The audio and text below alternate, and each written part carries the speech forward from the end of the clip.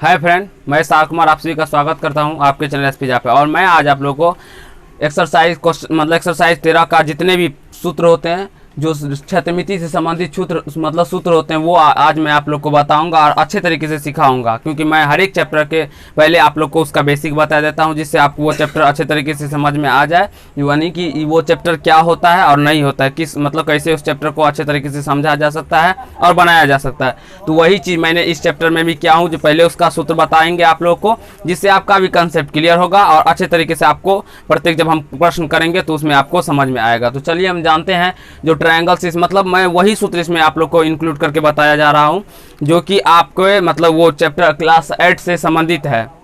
और जितना सूत्र का आपका काम पड़ेगा, बस उतना ही सूत्र का मैंने यहाँ पे इंक्लूड किया हो। ज़्यादा सूत्र नहीं लिखा है जिससे कि आपको याद करने में प्रॉब्लम हो, तो आप इतना ही याद कर लेते हैं तो आपका काम चल जाएगा। और धीरे धीरे मैं आप लोग को सब सूत्र भी याद करवा दूंगा। तो चलिए हम लोग क्वेश्चन प्रत्येक सूत्र को जानते हैं और क्या होता है, नहीं होता है, कैसे होता है। तो यहाँ पे देख सकते हैं ट्रायंगल यानी कि त्रिभुज देख सकते हैं आप लोग। यहाँ पे ट्रायंगल है। ट्रायंगल का अगर हम बात करें तो ट्रायंगल में आप लोग को इस चैप्टर से 2 सूत्र पूछा जाएगा। एक यहाँ पे देखिए समकोण त्रिभुज का क्षेत्रफल दिया हुआ है, समकोण त्रिभुज का क्षेत्रफल। तो समकोण त्रिभुज का क्षेत्रफल हम जान लेते हैं क्या होता है, नहीं होता। तो समकोण त्रिभुज का क्षेत्रफल होता है 1/2 गुना आधार गुना ऊंचाई, 1/2 गुना आधार गुना ऊंचाई, 1/2 गुना आधार गुना ऊंचाई। समकोण त्रिभुज का क्षेत्रफल होता है 1/2 गुना आधार गुना ऊंचाई। यहीं पे अगर आप लोग से किसी प्रश्न में त्रिभुज का बात करें, ओनली और केवल त्रिभुज का बात करें, तो त्रिभुज का भी क्षेत्रफल यही होता है। तो आप लोग आप लोग को हड़बड़ाना नहीं है, जो समकोण त्रिभुज का अलग होगा और त्रिभुज का अलग होगा नहीं। अगर आपसे पूछे, यानी कि अगर किसी त्रिभुज का आधार इतना है और ऊंचाई इतना है, तो उस त्रिभुज का क्षेत्रफल ज्ञात करें, तो इसी क्षेत्रफल पे बनेगा, इसी सूत्र पे बनेगा। या बोले एक समकोण त्रिभुज का आधार इतना है और इसकी ऊंचाई इतनी है, तो इसका क्षेत्रफल ज्ञात करें, तो यही सूत्र लगेगा। तो आशा कर, तो ये समकोण त्रिभुज का क्षेत्रफल होता है 1/2 गुना आधार गुना ऊंचाई। इसे हम लोग बी लिख सकते हैं, शॉर्ट में बी लिख सकते हैं, इसे एच लिखते हैं शॉर्ट में। तो आप लोग 1/2 गुना बी गुना एच भी लिख सकते हैं। तो चलिए हम दूसरा प्रश्न जानते हैं। दूसरा प्रश्न नहीं, सूत्र बोल सकते हैं इसको, समबाहु त्रिभुज का क्षेत्रफल। डायरेक्टली प्रश्न भी आप लोग सूत्र ही आपको क्वेश्चन में देखने को मिल सकता है क्लास 10th में, लेकिन जब आप नहीं याद किए रहेंगे तो आपको नहीं होगा वो प्रश्न। चलिए हम देखते हैं जो समबाहु त्रिभुज का क्षेत्रफल। तो समबाहु त्रिभुज का क्षेत्रफल होता है √3/4 गुना भुजा स्क्वायर। तो भुजा को हम लोग ए से सूचित करते हैं, इसलिए हम ए स्क्वायर लिखेंगे। तो समबाहु त्रिभुज का क्षेत्रफल होता है √3/4 गुना भुजा स्क्वायर। और अगर यदि इसका हम परिमाप का बात करें, तो इसका परिमाप होता है 3a और ऊंचाई होता है √3/2 गुना भुजा, √3/2 गुना भुजा। अब परिमाप 3a होता है। देखिए समबाहु त्रिभुज, अगर आप लोग को त्रिभुज पढ़ना है तो आप हमें कमेंट कीजिए। मैं आप लोग को त्रिभुज की जितने पार्ट्स होते हैं उतना, जितने पार्ट्स होते हैं, और चतुर्भुज के भी जितने पार्ट्स होते हैं, क्षेत्रमिति का अगर आप लोग को पूरा पार्ट पढ़ना है तो हमें कमेंट कर सकते हैं। मैं आप लोग को बहुत अच्छे तरीके से क्षेत्रमिति समझा दूंगा और बता दूंगा। वैसे भी मेरे चैनल पर अपलोड होगा, तो उसको भी आप लोग को देख लेना है। तो मैं आप लोग को बताऊं, जो समबाहु में जितना भी भुजा होता है वो सभी समान होता है, इसलिए उसका परिमाप 3a होता है। क्योंकि चारों भुजा अगर तीनों भुजा a है, तो जब हम परिमाप निकालने का मतलब हुआ, जो परिमाप हुआ, जो जितना भी भुजा दिया है उन सभी को जोड़ देना, जितना भी भुजा दिया है उन सभी को जोड़ देना। अगर आपसे परिमाप पूछे या परिसीमा पूछे या परिधि पूछे, ये तीनों चीज़ एक ही है, अपने कॉपी में नोट कर लेंगे। ये परिमाप, परिसीमा और परिधि तीनों चीज एक ही है। तो यहाँ सब पे तो परिमाप दिया रहता है, लेकिन जब हम वृत्त का बात करें तो वहाँ पे परिधि दिया रहता है। तो बहुत ऐसे बच्चे को प्रॉब्लम हो जाता है, जो परिमाप क्या है और नहीं है, और परिधि क्या है। और कहीं कहीं क्वेश्चन में बच्चे को फंसाने के लिए परिसीमा दे दिया जाता है, तो वहाँ पे आप लोग को हड़बड़ाना नहीं है। तो ठीक है, यहाँ से देख रहे हैं हम समबाहु त्रिभुज का क्षेत्रफल √3/4 गुना भुजा स्क्वायर, परिमाप होता है 3a, ऊंचाई होता है √3/2a। तो आशा करता हूँ ये दोनों चीज त्रिभुज के जितने प्रश्न आपको इसमें क्वेश्चन में बन सकते हैं वो मैंने समझा दिया। अब चलिए हम चतुर्भुज क्वाड्रिलेटरल्स के बारे में जानते हैं। जो क्या होता है क्वाड्रिलेटरल्स, यानी कि चतुर्भुज से कौन कौन से प्रश्न आते हैं आपके एग्जाम में, क्लास 8 से नीचे तक के बात करते हैं हम। क्लास 9 या क्लास 10 हम जब 9 करेंगे तब उसमें धीरे देखिए छोटा छोटा करके ही सूत्र हम याद करेंगे तो सब हो याद हो जाएगा। आगे अगर मैं अभी आप लोग को सब सूत्र याद लिखा दूं यहाँ पे, तो आपको ज़्यादा भारी भी लगेगा और याद भी नहीं कर पाएंगे। इसलिए हम जितना आपका काम है, काम पर तक पड़ेगा, यानी कि क्लास 6 से आप लोगों का मैथ थोड़ा स्टैंडर्ड क्लास का हो जाता है, तो उसको बनाने के लिए तो जो जो सूत्र का आपको काम पड़ता है तो वो सूत्र मैंने यहाँ पे लिखे हैं। क्लास जब 9 में जाएंगे तो उसको भी करेंगे सब सूत्र को। तो पहले यहाँ पे समझेंगे वर्ग का क्षेत्रफल। तो वर्ग मैं यहाँ पे आप लोग को वर्ग क्या होता है नहीं होता है वो नहीं समझाऊंगा, केवल और केवल ये बताऊंगा जिसका क्षेत्रफल क्या होता है। ठीक है, अगर वो समझना है तो आप हमें कॉमेंट करें, तो हम जरूर मेंसुरेशन का एक पार्ट अच्छे पार्ट से मतलब जो आपको बनाएंगे और जिससे आपका कंसेप्ट क्लियर होगा। ठीक है, देखिए वर्ग का क्षेत्रफल, अगर वर्ग का क्षेत्रफल का बात करें, वर्ग का क्षेत्रफल क्या होता है, तो वर्ग का क्षेत्रफल होता है भुजा स्क्वायर। वर्ग का क्षेत्रफल होता है क्या होता है, भुजा स्क्वायर। यहाँ पे कोई टीचर ऐसे भी ए स्क्वायर भी लिख सकते हैं, तो आपको मतलब अति नहीं होना है जो क्या लिखे हैं नहीं लिखे हैं, तो यही लिखा है भुजा को हम लोग ए मानते हैं, तो इसीलिए हम ए स्क्वायर भी लिख सकते हैं। अब अगर हम वर्ग का परिमाप का बात करें तो परिमाप का वर्ग मतलब वर्ग का परिमाप बराबर होता है 4 गुना 1 भुजा। 4 गुना 1 भुजा, 4 गुना 1 भुजा। देखिए आप लोग अगर 3 से 4 बार से लिख लेते हैं या 2 से 3 बार मेरा ही वीडियो देख लीजिए और 1-2 बार लिख लीजिए अपने कॉपी पे, तो आपको मैं विश्वास दिलाता हूं जो आप बिल्कुल ही समझ जाएंगे और कभी नहीं बिसरेंगे। हाँ, लेकिन कंटिन्यूसली देखिए, पढ़ाई एक तपस्या है जो हर एक कर नहीं सकता है। अगर पढ़ाई करते हैं तो उसके लिए आपको मतलब बैठ के घर पर पढ़ना भी पड़ेगा, तभी वो आपसे होगा। नहीं तो पढ़ाई इतना सस्ता चीज़ नहीं है, क्योंकि इतना अभी बेरोजगारी है भारत में, तो समझ सकते हैं जो पढ़ाई कठिन है, इसीलिए बेरोजगारी अभी भी है इतना। वर्ग का परिमाप बराबर क्या होता है 4 गुना 1 भुजा। ठीक है, अब वर्ग का विकर्ण का बात करें तो वर्ग का विकर्ण क्या होता है, तो अगर वर्ग का हम विकर्ण का बात करें तो √2 गुना भुजा, √2 गुना भुजा, या आप लोग इसको √2a भी लिख सकते हैं, √2a। वर्ग का विकर्ण बराबर होता है √2a। वर्ग का विकर्ण क्या होता है √2a, यानी कि कैसे होता है नहीं होता ये 2a, कैसे परिमाप 4 गुना 1 भुजा होता है, कैसे वर्ग का क्षेत्रफल भुजा स्क्वायर होता है, वो चीज़ मैं आप लोगों को जब मेंसुरेशन का पार्ट पढ़ाऊंगा तो उसमें आप लोगों को क्षेत्रमिति में वो चीज़ बताऊंगा। ठीक है, बस आपको अभी क्या करना है, अभी के टाइम में केवल ये सूत्र को याद रखना है। जो वर्ग का विकर्ण अगर पूछे तो आपको बोलना है √2a या √2 गुना भुजा। ठीक है, अब हम आयत के क्षेत्रफल पे आते हैं। तो आयत का क्षेत्रफल क्या होता है, तो आयत का क्षेत्रफल होता है लंबाई। आयत का क्षेत्रफल होता है लंबाई, जिसे हम L से सूचित करते हैं, गुना चौड़ाई, जिसे हम चौड़ाई को B से सूचित करते हैं। यहाँ पे हम लंबाई को शॉर्ट में लिखे हैं और चौड़ाई को भी शॉर्ट में लिखे हैं, जिससे मेरा स्पेस कम हो। स्पेस कम है इसीलिए, क्योंकि तो लंबाई को L से, यहाँ पे कोई टीचर L गुना B भी लिखते हैं, तो वो आप लोग को अपने समझ लेना है जो वो L गुना B क्या होता है, तो लंबाई गुना चौड़ाई होता है। ठीक है, आयत का क्षेत्रफल क्या होता है, तो लंबाई गुना चौड़ाई। आप लोग इसे 5 बार 10 बार पढ़ेंगे तो आपको बिल्कुल याद हो जाएगा। अब चलिए आयत का परिमाप का बात करें, तो आयत का परिमाप क्या होता है, तो 2 गुना लंबाई जोड़ चौड़ाई। इसमें बहुत सारे बच्चे को कंफ्यूजन होता है जो किसमें क्या करे नहीं करे, 2 गुना लंबाई जोड़ चौड़ाई। तो परिमाप है, परिमाप में याद रखिएगा आप जोड़ होगा। परिमाप में क्या होगा, आप कहीं भी याद रखिए दिमाग में, जो परिमाप है तो परिमाप में जोड़ होगा। तो जोड़ वाला जब आए तो 2 गुना लंबाई जोड़ चौड़ाई है, तो जोड़ चौड़ाई तो ये परिमाप हो जाएगा। और क्षेत्रफल पूछे तो क्षेत्रफल में हमेशा ही एक बार याद रखिए जो गुना होता है एक प्रकार से, तो गुना याद रखना है, तो मतलब लंबाई गुना चौड़ाई। तो चलिए हम आयत का विकर्ण का बात करें, तो आयत का विकर्ण होता है √ लंबाई स्क्वायर प्लस चौड़ाई स्क्वायर। लंबाई स्क्वायर प्लस चौड़ाई स्क्वायर। √ क्या होता है, लंबाई स्क्वायर प्लस चौड़ाई स्क्वायर। आप इसे √ पढ़ेंगे, लंबाई स्क्वायर प्लस चौड़ाई स्क्वायर। आयत का विकर्ण आपसे पूछे तो क्या होता है, √ लंबाई स्क्वायर और प्लस चौड़ाई स्क्वायर। अब हम जानेंगे समांतर चतुर्भुज का क्षेत्रफल क्या होता है नहीं होता है। तो आशा करता हूँ ये पार्ट जो मैंने अभी आप लोग को बताया वो अच्छे तरीके से समझ में आ गया होगा। अब हम जानेंगे जो समांतर चतुर्भुज का क्षेत्रफल क्या होता है। देखिए चतुर्भुज का अगर पार्ट्स पूछे ना तो कितना होता है, तो ये 5 प्रकार से आपको बता सकते हैं। जो चतुर्भुज यानी कि क्वाड्रिलेटरल्स 5 प्रकार के होते हैं, वर्ग, आयत, समांतर चतुर्भुज, सम चतुर्भुज और समलंब चतुर्भुज। तो इन सभी से प्रश्न 13.1 के एक्सरसाइज में मैंने देखा है, तो उसी को इंक्लूड किया हूँ। तो आप लोग समझ लेंगे, और नहीं भी होगा तो लेकिन आपको मिल जाएगा 13.2 के तक आप लोगों को प्रश्न। और प्रश्न को मैं आगे भी करेंगे, तो जब 13.2 करेंगे तो उसमें भी कुछ सूत्र बताऊंगा, जिसमें आप लोग को पहले वो सूत्र को याद कर लेना है, उसके बाद वो समझना है। तो समांतर चतुर्भुज का हम बात करें तो समांतर चतुर्भुज का क्षेत्रफल होता है आधार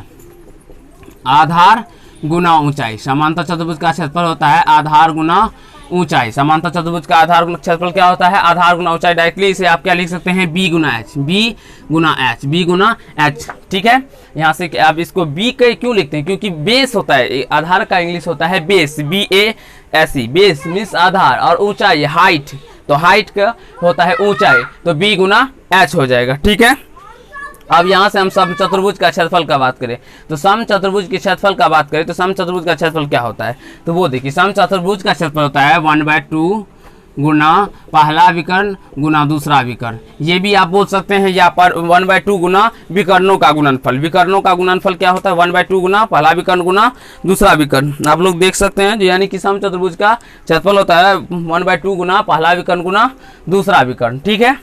और समांतर चतुर्भुज का क्षेत्रफल होता है आधार गुना ऊंचाई। ये आपको मतलब थोड़ा याद रखना पड़ेगा, तभी आपको मतलब सब जितने भी सवाल है वो आपसे बनेंगे। हम मतलब मैं भी याद रखता हूँ, हम भी अभी पढ़ते हैं और अभी भी याद करते हैं। तो सोचिए आपको भी पढ़ना है और याद करना है, ठीक है। अब जानते हैं हम लोग जो समलंब चतुर्भुज का क्षेत्रफल क्या होता है। अभी अगर हम मैथ का बात करें तो खुद मैं मैथ 4 घंटा पढ़ता हूँ। तो सोचिए आप लोग को भी पढ़ना है, क्योंकि पढ़ाई कभी भी ख़त्म नहीं होनी चाहिए। देखिए एक अच्छा टीचर वही है जो पढ़ के पढ़ाता है। आप बोलेंगे क्यों सर पढ़ के पढ़ाते? क्योंकि उसको प्रैक्टिस हो जाता है जो बच्चे को क्या प्रश्न बनेगा, किस प्रकार से हमें समझाना है, किस प्रकार से बताना है, ठीक है। इसीलिए मैं हर एक चैप्टर को अपने से पहले अध्ययन करता हूँ, जिसमें क्या है नहीं है, कैसा प्रश्न है। और प्रश्न को बताने से पहले मैं आप लोग को एक बेसिक कंसेप्ट देता हूँ, जो कि आपको समझ लेने के बाद मेरा हर एक चैप्टर को आप निकाल के प्लेलिस्ट से देख सकते हैं, जो हर एक चैप्टर के अंदर आपको एक बेसिक कंसेप्ट पहले दिया गया है। क्यों? क्योंकि बेसिक कंसेप्ट जब आपका क्लियर हो जाए, प्रश्न बताने के लिए तो मैं तो 2 सेकंड के अंदर सब प्रश्न को करवा दूंगा, लेकिन उससे आपका दिमाग का जो साइंस होता है ना वो जनरेट नहीं होगा, ठीक है ना। एक्यूरेसी जनरेट नहीं हो पाएगा दिमाग में, ठीक है। तो वो समझाने के लिए आपको एक मतलब इसीलिए हम लोग पहले कंसेप्ट समझ लेते हैं। जिसका कंसेप्ट क्या है, तो इसका कंसेप्ट केवल और केवल सूत्र है। हाँ, इसका अगर आप लोग को ये चीज़ पता नहीं रहेगा तब तो फिर प्रॉब्लम होगा सवाल को बनाने में भी। हाँ, अगर पहले ये सवाल मतलब सूत्र याद कर लीजिए, उसके बाद आपसे जितने भी प्रश्न हैं वो मतलब बेसिकली आराम से बन जाएंगे। बनाने का तरीका भी मैं आप लोग को बताऊंगा अच्छे तरीके से, किस प्रकार एग्जाम में बनाना है, या आपसे आंसर पूछे तो आप किस प्रकार आंसर भी, तो 2-3 मेथड तो मैं आप लोग को जरूर बताऊंगा। चलिए यहाँ से देखिए, अब समलंब चतुर्भुज का क्षेत्रफल का बात करें तो समलंब चतुर्भुज का क्षेत्रफल होता है 1/2 गुना, यहाँ पे स्पेस नहीं है, मैं यहाँ पे लिख देता हूँ समांतर भुजाओं का योग, समांतर भुजाओं का योग 1/2 गुना समांतर भुजाओं का योग गुना ऊंचाई। ये सूत्र होता है समलंब चतुर्भुज का क्षेत्रफल। समलंब चतुर्भुज का क्षेत्रफल होता है 1/2 गुना समांतर भुजाओं का योग गुना ऊंचाई। 1/2 गुना समांतर भुजाओं का योग गुना ऊंचाई होता है। तो उसमें आपको किताब में प्रश्न में दिया रहेगा, अगर समांतर भुजाओं का योग इतना है तो ऊंचाई इतना है, तो समलंब चतुर्भुज का क्षेत्रफल ज्ञात करें। तो जब आपको ये फॉर्मूला ही नहीं पता रहेगा, तो सूत्र ही नहीं पता रहेगा, तो आप कैसे इसको बनाएंगे? तो इसीलिए आपको फॉर्मूला पहले याद रखना होगा। तो चलिए अब हम लोग ट्रायंगल की ओर चलते हैं। जो क्या होता है ट्रायंगल का वृत्त का क्षेत्रफल, अब इसका परिधि या परिमाप सब जानेंगे। तो सबसे पहले अगर हम वृत्त का क्षेत्रफल की बात करें तो वृत्त का क्षेत्रफल होता है पाई आर स्क्वायर। क्या होता है? पाई आर स्क्वायर। वृत्त का क्षेत्रफल क्या होता है? तो पाई आर स्क्वायर। वृत्त आप जानेंगे किस प्रकार बनाया जाता है। वृत्त इस प्रकार से बनाया जाता है, ये केंद्र होता है, ये त्रिज्या होता है। और मैं बताऊंगा वृत्त के बारे में भी अच्छे तरीके से बताऊंगा जी, क्या जीवा होता है, सबसे बड़ी जीवा कहाँ पे खींचा जा सकता है, व्यास क्या होता है, परिधि क्या होता है, कैसे क्षेत्रफल निकालते हैं, या परिधि अगर क्षेत्रफल पाई आर स्क्वायर होता है कहाँ से हुआ है नहीं हुआ, ये सभी के बारे में मैं आप लोग को डिटेल से नॉलेज दूंगा जब मैं इसका केवल और केवल आप लोग को मेंसुरेशन पढ़ाऊंगा जब उसमें, ठीक है। इसमें आप लोग को केवल सूत्र जानना है। तो वृत्त का क्षेत्रफल क्या होता है? पाई आर स्क्वायर। तो ठीक है, आशा करता हूं समझ लिए होंगे। अब वृत्त की परिधि को जानेंगे। तो वृत्त का परिधि होता है 2 पाई आर। वृत्त का परिधि क्या होता है? 2 पाई आर, यानी कि 2 पाई आर। वृत्त का परिधि क्या होता है? 2 पाई। आप परिधि को मैंने अभी आपको बताया, जो परिमाप भी बोल सकते हैं या परिसीमा भी बोल सकते हैं। तो ये आपको दिमाग में रखना है। बहुत से बच्चे को कंफ्यूजन होता है जो परिधि क्या है और परिमाप क्या है। तो मैं उन बच्चों को बता दूं, जो परिधि और परिमाप दोनों एक ही होता है, आपको उसमें हड़बड़ाना नहीं है। जो सूत्र मैं आप लोग को बता रहा हूँ, लिखा रहा हूँ, उसको आप नोट करते चलिए। अब वृत्त की त्रिज्या, वृत्त की त्रिज्या का हम बात करें तो वृत्त की त्रिज्या का बराबर मतलब त्रिज्या बराबर होता है यहाँ पे व्यास, यानी कि व्यास बटा 2। वृत्त की त्रिज्या व्यास बटा 2, आप इसे d/2 भी बोल सकते हैं, d/2 भी बोल सकते हैं। वृत्त की त्रिज्या क्या होता है? तो d/2। यहाँ पे थोड़ा मिटा हुआ है, हम लिख देते हैं इसको। और मैं ये पहले इसलिए लिख लेता हूँ जिससे ये वीडियो छोटा बने और ज़्यादा से ज़्यादा चीज़ आपको एक ही वीडियो के अंदर इंक्लूड करके समझा सकूँ अच्छा तरीका से। तो चलिए हम जानते हैं जो वृत्त की त्रिज्या बराबर होता है व्यास बटा 2, व्यास बटा 2। तो अब हम जानेंगे जो वृत्त का व्यास क्या होता है। तो व्यास बराबर होता है 2r। वृत्त का व्यास क्या होता है? तो 2r, यानी कि 2 गुना त्रिज्या। आप इसे बोल सकते हैं हिंदी में लिखे तो 2 गुना त्रिज्या। डी यहाँ पे क्या हो गया, व्यास हो गया, ये व्यास है, वो है वोया संजो आकर्षण व्यास। यहाँ पे डी क्या है, व्यास है, और आर क्या है, त्रिज्या, ये त्रिज्या होता है, और ये वही को मैं मतलब उसी चीज को यहाँ पे लिखे हैं, 2 गुना त्रिज्या। अब हम बात करेंगे अर्धवृत्त। अर्धवृत्त के क्षेत्रफल क्या होता है, नहीं होता। तो अर्धवृत्त, देखिए वृत्त और अर्धवृत्त, अर्धवृत्त का मतलब हुआ उसका आधा, आधा कर देना। तो आधा जब हम करेंगे तो देखिए आप यहाँ पे देख सकते हैं, तो ये क्या हो जाएगा, तो 1/2 पाई आर स्क्वायर। अगर आपसे वृत्त का क्षेत्रफल पूछे तो पाई आर स्क्वायर, आप मात्र वृत्त का क्षेत्रफल याद रखिए। अर्धवृत्त में क्या करना है आपको समझ लेना, आधा है तो 1/2 pi r square, 1/2 pi r square, ठीक है। अब हम जानते हैं जो अर्धवृत्त का परिधि क्या होता है, अर्धवृत्त का परिधि, तो अर्धवृत्त का परिधि होता है पाई आर प्लस 2r, या आप इसे पाई आर प्लस डी भी लिख सकते हैं, पाई आर, क्योंकि 2r, देखिए यहाँ पे 2r यानी कि ये व्यास को हम d से सूचित करते हैं और त्रिज्या को r से, तो इसे हम d बराबर 2r भी बोल सकते हैं या r बराबर d/2 भी बोल सकते हैं। तो इस प्रकार हम इसे कर सकते हैं पाई आर प्लस डी। आप बोलेंगे सर इस प्रकार कैसे होता है, बहुत सारे बच्चे को इसमें डाउट्स मतलब डाउट्स होता है, ये कैसे होता है नहीं होता है, तो मैं आपको समझा सकता हूँ। यहाँ पे आप देखिए अर्धवृत्त हम बनाते हैं, मान लीजिए इस प्रकार से एक अर्धवृत्त है मेरा, ठीक है, ये क्या है मेरा, तो अर्धवृत्त है। तो जब हमसे देखिए आप बोलेंगे सर अर्धवृत्त है इसमें 2 से हम भाग दे देंगे केवल, तो पाई आर तो हो गया। लेकिन देखो बच्चों अर्धवृत्त का मतलब संपूर्ण वृत्त तो ये इस प्रकार से हुआ, जो पूरा वृत्त इस प्रकार से रहेगा। मान लेते हैं एक मतलब सही से बना नहीं है, लेकिन आप समझने के लिए मान लीजिए ये वृत्त है। तो अर्धवृत्त का अगर बात करें तो अर्धवृत्त यहाँ तक हुआ, यहाँ इस छोर से इस कॉर्नर से लेकर इस कॉर्नर से लेकर इस कॉर्नर तक, ना कि ये सीधा लाइन नहीं हुआ, लेकिन अर्धवृत्त में ये भी सीधा लाइन जुड़ा जाता है, तो इसलिए इसका पाई आर होता है, 2 से भाग देने पर पाई आर। लेकिन ये क्या है, तो ये भी त्रिज्या है और ये भी त्रिज्या है, तो r प्लस आर 2r, इसीलिए हम लोग यहाँ पे जोड़ देते हैं पाई आर प्लस डी। तो आशा करता हूँ ये प्रश्न आपको अच्छे तरीके मतलब क्वेश्चन, आप इसे क्वेश्चन भी बोल सकते हैं, सूत्र भी बोल सकते हैं, क्योंकि डायरेक्टली आपके एग्जाम में भी बहुत बार पूछा गया है जो समबाहु त्रिभुज का क्षेत्रफल क्या होता है। आप 10th के क्लास के क्वेश्चन निकाल के देख सकते हैं अगर विश्वास ना हो मेरी बातों पर। तो समबाहु त्रिभुज का क्षेत्रफल क्या होता है, तो आपको ये सभी सूत्र जितने सूत्र हैं आपको अच्छे तरीके से याद करना है और समझ लेना है।